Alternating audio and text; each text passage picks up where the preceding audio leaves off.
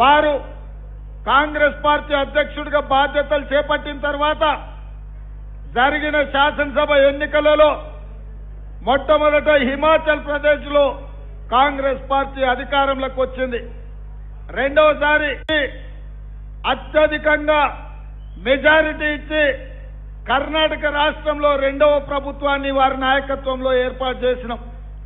ఈ కర్ణాటకలో గెలిచిన స్ఫూర్తితోటి కర్ణాటకలో 5 గ్యారెంటీలను కాంగ్రెస్ పార్టీ ఇచ్చి ఇక్కడుండే ఆడబిడ్డలకు ఆర్టీసీలో ఉచిత ప్రయాణం కావచ్చు, ఇక్కడుండే పేదలకు ప్రతి ఇంటికి 200 యూనిట్ల వరకు ఉచిత కరెంటు, ఇట్లా 5 గ్యారెంటీలను ఖర్గే గారి నాయకత్వంలో కర్ణాటక ప్రజలకు హామీ ఇచ్చి ఇవాళ 5 గ్యారెంటీలను అమలు చేసిన రాష్ట్రం ఏదని దేశంలో ఉందంటే అది కర్ణాటక రాష్ట్రం.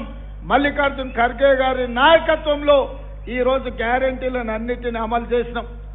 మీరు ఇంత గొప్పగా కర్ణాటకలో ఖర్గే గారికి అండగా నిలబడితే మీరిచ్చిన స్ఫూర్తితోటి కర్ణాటక రాష్ట్రంలో మీరు కాంగ్రెస్ ను గెలిపించిన ఊపుతోటి తెలంగాణ రాష్ట్రంలో కూడా మొన్న జరిగిన డిసెంబర్లో జరిగిన శాసనసభ ఎన్నికల్లో తెలంగాణలో చంద్రశేఖరరావును బీఆర్ఎస్ ను ఓడించి ఈ రోజు కాంగ్రెస్ ప్రభుత్వాన్ని ఏర్పాటు చేసి 6 గ్యారెంటీలలో 5 గ్యారెంటీలను తెలంగాణ రాష్ట్రంలో ఈ రోజు అమలు చేసినాం. అందుకే ఇవాళ ఇక్కడికి మల్లికార్జున్ ఖర్గే గారి నేతృత్వంలో ఈ రోజు ఈ సభలో మాట్లాడుతున్నామంటే వారి నాయకత్వంలో సోనియా గాంధీ గారి ఆశీర్వాదంతో ఈ రోజు మనం ఈ కార్యక్రమాలు తీసుకున్నాం. మన నాయకుడు రాహుల్ గాంధీ గారు కన్యాకుమారి నుంచి కశ్మీర్ వరకు 150 కిలోమీటర్లు 150 రోజులు 4000 కిలోమీటర్లు మండు టెండలో మంచు కొండలో నడుచుకుంటూ పేదవాళ్ల యొక్క సమస్యల్ని తెలుసుకుంటూ ఆడబిడ్డల యొక్క ఇబ్బందులను వారు తెలుసుకుంటూ ఈరోజు ఈ దేశంలో ఉండే యువతకు ఒక ఆదర్శంగా ఉండేటట్టు ఇవాళ మనకు నాయకత్వం అందించండు. మరి ఈ సందర్భంగా ఎన్నికలు జరుగుతున్నాయి. మీరు ఆలోచన చేయండి. నరేంద్ర మోడీ గారు ఈ దేశానికి 2 సార్లు ప్రధానమంత్రిగా ఉన్నారు. వారు మొదటిసారి ప్రధానమంత్రి ఎన్నికల్లో పోటీ చేసినప్పుడు స్విస్ బ్యాంకులో నల్లధనం ఉంది, లక్షలాది కోట్ల రూపాయలు ఉన్నాయి. అవి వెనక్కి తెచ్చి పేదవాళ్ల ఖాతాలో 15 లక్షల రూపాయలు వేస్తా అన్నాడు. ఖాతాలు 40 కోట్లు తెరిచిండు, కానీ అనా పైసా కూడా పేదవాళ్ల ఖాతాలో వేయలే. రైతుల ఆదాయాన్ని 2 చేస్తా అని చెప్పిండు, కానీ వారి నిర్ణయాల వల్ల రైతులే ఆత్మహత్యలు చేసుకునే పరిస్థితి ఉంది. ఇదే కాదు, పేదలకు ఇండ్లు కట్టిస్తా అని ఇల్లు కట్టించలేకపోయిండు. ఏది చెప్పినా నరేంద్ర మోడీ గారు నమ్మించి మోసం చేసిండు. అందుకే ఈరోజు కర్ణాటక రాష్ట్ర ప్రజలు కన్నిగడలు ఆలోచన చేయాలి. పోయిన పార్లమెంట్ ఎన్నికల్లో బీజేపీకి 25 ఎంపీలు ఇచ్చిండ్రు, వాళ్ళ దోస్తు దేవగౌడకు 1 ఇచ్చిండ్రు, సుమలత గారికి 1 ఇచ్చిండ్రు. 28 సీట్లుంటే 27 సీట్లు భారతీయ జనతా పార్టీకి అనుకూలంగా ఇక్కడ ఇచ్చిండ్రు. కానీ నరేంద్ర మోడీ మీకేమి ఇచ్చిండు? ఖాళీ చెంబిచ్చిండు. మీ కరువు వస్తే కనీసం మీకు తాగడానికి బెంగళూరుకు నీళ్లు కూడా ఇవ్వలేదు నరేంద్ర మోడీ గారు. ఇవాళ ఖాళీ చెంబిచ్చిన నరేంద్ర మోడీ కోటేస్తారా? ఈరోజు మీ బిడ్డ జాతీయ అధ్యక్షుడు, మీరు ఆశీర్వదించి ఇంత పెద్ద లీడర్ అయిన మల్లికార్జున్ ఖర్గే గారు, వారి నాయకత్వంలో కర్ణాటక మొత్తం వారికి అండగా నిలబడతారా? మీరు ఆలోచన చేసి నిర్ణయం తీసుకోండి. ఎప్పుడైనా మనవాడు ఎదుగుతున్నాడంటే, మన బిడ్డ పెద్దోడవుతున్నాడంటే మనమందరం అండగా నిలబడాలి. ఇవాళ నరేంద్ర మోడీ గారి మీద జాతీయ స్థాయిలో 55 సంవత్సరాల అనుభవం ఉండి 55 సంవత్సరాలు గల్లీ నుంచి ఢిల్లీ వరకు రాజకీయ అనుభవం ఉన్న మల్లికార్జున్ ఖర్గే గారు ఈరోజు నరేంద్ర మోడీని పడగొట్టడానికి, నరేంద్ర మోడీని ఓడించడానికి మల్లికార్జున్ ఖర్గే గారు బయలుదేరిండు. మరి మీ నాయకుడు జాతీయ స్థాయిలో ఇంత పెద్ద బాధ్యత తీసుకున్నప్పుడు వారికి అండగా నిలబడాల్సిన బాధ్యత మీ అందరి మీద ఉన్నది. అందుకే ఈరోజు ఈ గుర్మిట్కల్కు నేను వచ్చిన మీకందరు గుర్తు చేద్దామని మా బసిరెడ్డి గారు చెప్తున్నారు. ఇక్కడ ఉన్న వాళ్ళందరికీ తెలుగు వస్తుంది సార్, నువ్వు తెలుగులో మాట్లాడు, వాళ్ళు అన్నీ అర్థం చేసుకుంటారని బసిరెడ్డి చెప్పిండు.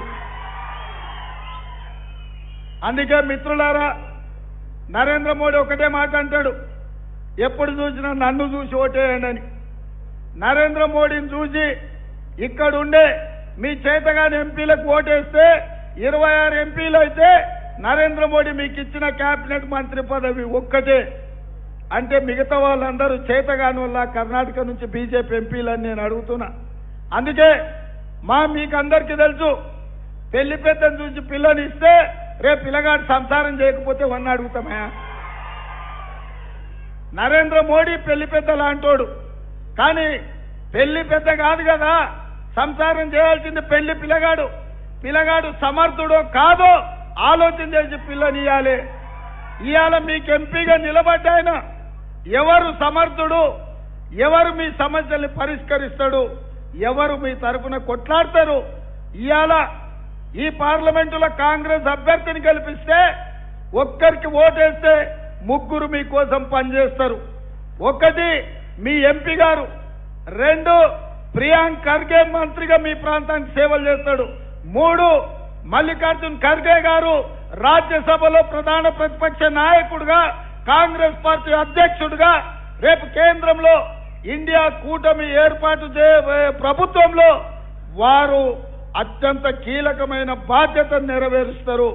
ఒక్క ఓటేస్తే మీకు 3 సేవ చేయడానికి నాయకులు వస్తారు. బీజేపీ వాళ్ళకి వేస్తే 10 ఏళ్ళు మీరు చూస్తున్నారు. బీజేపీ నరేంద్ర మోడీ కేంద్రంలో అధికారంలో ఉన్నాడు, కానీ కర్ణాటకకు ఏమి సాయం చేయలే.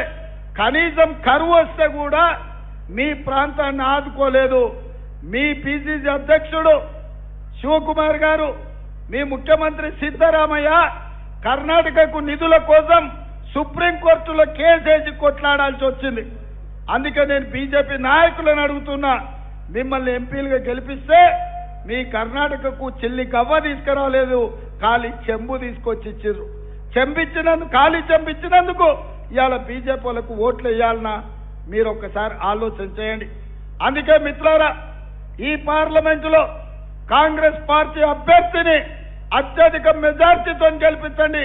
పక్క రాష్ట్ర ముఖ్యమంత్రిగా ఈ బార్డర్ దాటితేనే తెలంగాణ నేనే ముఖ్యమంత్రిగా ఉంటా, మీరు హైదరాబాద్కి ఏ అవసరానికి వచ్చినా మీకు సహాయం అందించడానికి కాంగ్రెస్ ప్రభుత్వం అక్కడ ఉన్నది.